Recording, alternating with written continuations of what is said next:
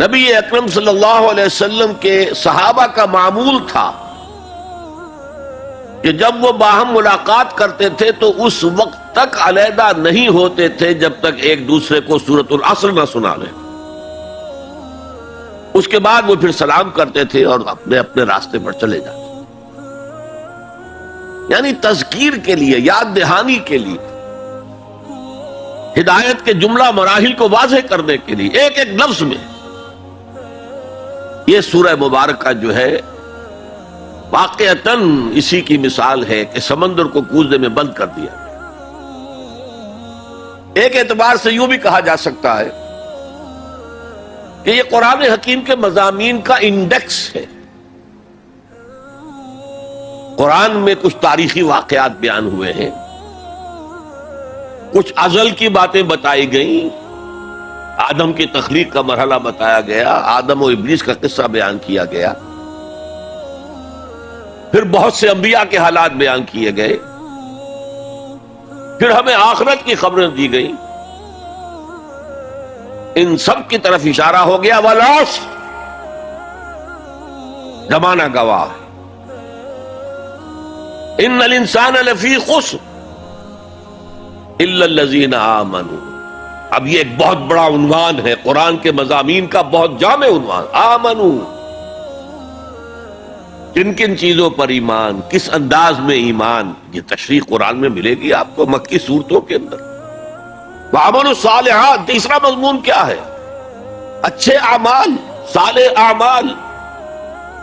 اسی کی تفسیر تو ہے، اخلاقی تعلیمات ہے، بیسک ہیومن موریلٹی کا تذکرہ ہے، پھر شریعت کے احکام ہیں، یہ کرو یہ نہ کرو. یہ سب کیا ہے؟ عمل صالح کی تفسیر ہے. وتواصوا بالحق، یہ کیا ہے؟ یہ مختلف عنوانات سے قرآن مجید میں مضمون آیا. کہیں اس کو کہا گیا امر بالمعروف نہی عن المنکر، کہیں سے کہا گیا ادعو الی سبیل ربک، اور اس کے اوپر مفصل مضامین ہے. اور وتواصوا بالصبر، مدنی صورتوں میں جبکہ جنگیں ہو رہی تھیں تو صبر کی جو تلقین آئی ہے، جس جس طرح سے آئی ہے وہ آپ کے علم میں، تو یہی تو مضامین ہے نا قرآن کے. تو گویا کہ سورۃ العصر جو ہے مضامین قرآن کا ایک جامع انڈیکس ہے. چوتھی بات یہ نوٹ کر لیجئے کہ یہ کلام انتہائی مؤکد ہے، نہایت تاکیدی ہے. پہلے تو اللہ قسم کھا رہا ہے، اللہ بغیر قسم کھائے بھی کوئی بات کہے تو مستند ہے ان کا فرمایا ہوا، لیکن تاکید کے لیے والعصر، زمانے کی قسم کھائی. ان الانسان لفی خسر، ان تاکید کے لیے، لفی لام پھر تاکید کے لیے، خسرن تفخیم کے لیے، معمولی خسارہ نہیں، 1000 2000 لاکھ 2 لاکھ کروڑ 2 کروڑ کا خسارہ نہیں، بہت بڑا خسارہ. تاکید کی انتہا ہے. یہ 4 باتیں نوٹ کرنے کے بعد اب ذرا اس کا ترجمہ اور اس کا انالیسس دیکھیے. آیتیں 3 ہیں، والعصر زمانے کی قسم ہے. یہ کلام مفید نہیں بنتا، اس سے کوئی معنی سمجھ میں نہیں آتے جب تک یہ معلوم نہ ہو کہ کس بات پر قسم کھائی جا رہی ہے. لہذا بات بنے گی والعصر ان الانسان لفی خسر. اب یہ کلام مفید ہے، اس کے معنی سمجھ میں آ گئے. اسی طرح تیسری آیت کے کوئی معنی نہیں بنتے جب تک کہ دوسری آیت کے ساتھ نہ جڑے. الا الذین آمنوا وعملوا الصالحات وتواصوا بالحق وتواصوا بالصبر، سوائے ان کے جو ایمان لائے اور جنہوں نے نیک عمل کیے، جنہوں نے حق کی وصیت کی اور جنہوں نے صبر کی وقت تاکید کی. یہ اللہ سے کلام شروع ہو رہا ہے تو یہ تو مستثنا ہے نا. مستثنا من ہو کیا ہے، کس سے مستثنا کیا جا رہا ہے؟ دوسری آیت کے ساتھ جوڑیں گے تو معلوم ہوگا کہ ہاں اب یہ کلام مفید ہے. ان الانسان لفی خسر الا الذین آمنوا وعملوا الصالحات وتواصوا بالحق وتواصوا بالصبر. اس سے کیا بات سامنے آئی؟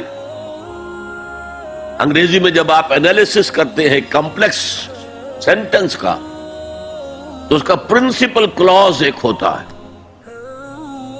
پرنسپل کلوز کیا ہے؟ ان الانسان لفی خسر.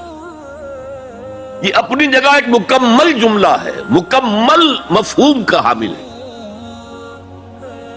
اگرچہ پہلی آیت بھی اسی کے ساتھ جڑ جائے گی، تیسری بھی جڑ جائے گی، اور یہ تینوں مل کر بھی ایک جملہ بنتے ہیں. زمانے کی قسم ہے تمام انسان بڑے شدید گھاٹے میں ہیں سوائے ان کے جو ایمان لائے اور جنہوں نے نیک عمل کیے اور جنہوں نے حق کی وصیت کی اور جنہوں نے صبر کی وصیت کی. اب ذرا اس جملے کو اپنے ذہن اور شعور کی سطح پر لکھ لیجئے یا لوح قلب پر کندہ کر لیجئے.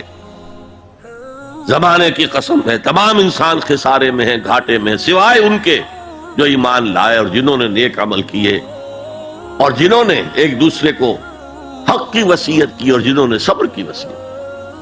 اس جملے کو بار بار پڑھیے، بار بار پڑھیے، بار بار پڑھیے اور پھر کچھ نتیجے نکالیے. اس جملے میں کامیابی اور ناکامی کا ایک معیار ہمارے سامنے آ رہا ہے جو ہمارے عام طور پر ذہنوں میں معیارات قائم ہیں کامیابی کے، ان سے بالکل مختلف. ہم کسے کامیابی سمجھتے ہیں؟ جو زیادہ دولت مند ہے زیادہ کامیاب ہے، جس کی جائیداد زیادہ ہے زیادہ کامیاب ہے، جس کی تجارت بہت پھیلی ہوئی ہے زیادہ کامیاب ہے، جس کے پاس عہدہ بہت بڑا ہے زیادہ کامیاب ہے. یہی ہمارے کامیابی کی تصورات ہیں. ان تمام تصورات کی نفی ہے. کامیابی ان چیزوں سے متعلق ہے ہی نہیں. کامیابی تو ان چار چیزوں سے متعلق ہے: ایمان، عمل صالح، تواصی بالحق، تواصی بالصبر. یہ ہیں تو کامیابی ہے، یہ نہیں ہے تو کوئی کامیابی نہیں. آپ کو سلطنت عرضی مل جائے کوئی کامیابی نہیں، دنیا بھر کی نعمتیں مل جائے کوئی کامیابی نہیں، جب تک کہ یہ چار چیزیں موجود نہ ہوں: ایمان اور عمل صالح اور تواصی بالحق اور تواصی بالصبر. اور اگر یہ چار چیزیں حاصل ہوں تو چاہے کوئی آپ کو جانتا بھی نہ ہو، چاہے آپ کسی کٹیا میں رہتے ہو، کوئی محل نہ ہو آپ کے پاس، چاہے آپ کو روکھی سوکھی بھی مشکل سے ملتی ہو، آپ کامیاب ہیں. یہ ذہن میں رکھیے. معیار جب تک ہمارا یہ نہیں بنے گا ہم اسلام کے راستے پہ چل ہی نہیں سکتے. اس لیے کہ انسان جو بھاگ دوڑ کرتا ہے، جو سعی کرتا ہے، دن رات محنت کرتا ہے، راتوں کو سوچتا ہے، پلاننگ کرتا ہے، وہ کامیابی کے حصول کے لیے.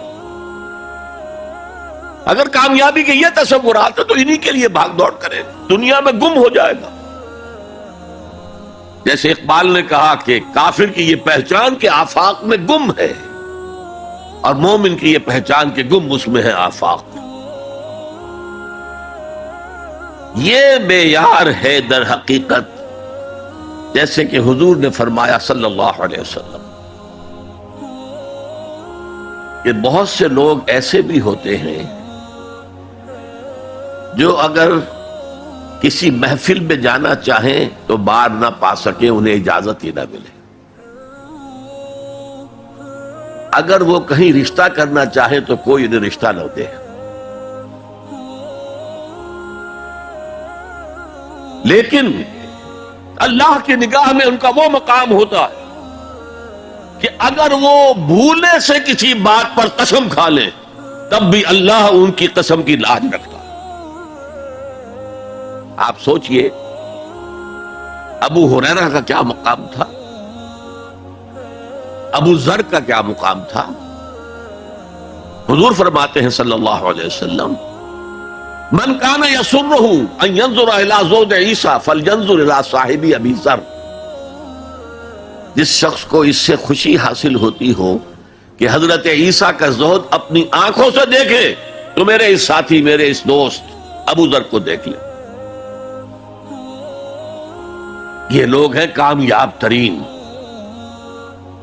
حضرت علی کی جب شادی ہو رہی تھی حضرت فاطمہ سے رضی اللہ تعالی عنہما، ان کے پاس کوئی مکان نہیں تھا. ایک انصاری صحابی نے ایک حجرہ دیا ہے جس میں کہ وداع ہو کر حضرت فاطمہ گئی. کوئی گھر نہیں تھا، فقراء صحابہ میں سے تھے. مہر دینے کے لیے کچھ نہیں تھا. حضور نے پوچھا کچھ ہے علی تمہارے پاس مہر دینے کے لیے؟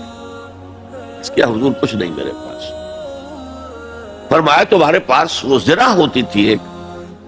عرض کیا جی زرہ تو ہے، لیکن ظاہر بات ہے زرہ تو ہتھیار ہے، جنگ کے لیے ہے، جہاد فی سبیل اللہ کے لیے. آپ نے فرمایا جاؤ اسے بیچو یا گروی رکھو، کچھ لے کر آؤ، مہر تو دینا ہے. کیا اس مفلسی کی وجہ سے وہ حضرت علی ناکام انسان تھے؟ لیکن واقعہ یہ ہے کہ کامیابی کے اور ناکامی کے اس معیار پر ہمارا دل ٹھکتا. دل ٹھک جائے تو کیا کہنے، زندگی میں انقلاب آ جائے.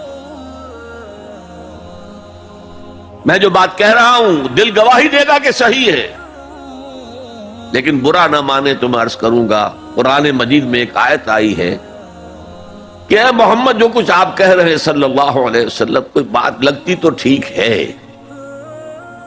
ان نظن الا ظنا وما نحن بمستيقنين، گمان سا تو ہوتا ہے جو آپ کہہ رہے ہیں ٹھیک ہے، میں یقین نہیں ہوتا. اور یقین جب تک نہیں ہوگا وہ آپ کی زندگی پر وہ اثر انداز نہیں ہو سکتا. وہ معیار کہنے کو ہم کہتے ہیں ہمارا آخرت پر ایمان ہے، اور آخرت کی زندگی ابدی زندگی ہے، اور اصل زندگی آخرت کی زندگی ہے. وَإِنَّ الدَّارَ الْآخِرَةَ لَهِيَ الْحَيَوَانُ. لیکن ہماری بھاگ دوڑ، ہماری سعی و جہد، کہاں سے کہاں ہم جاتے ہیں اچھے کیریئرز کی تلاش میں.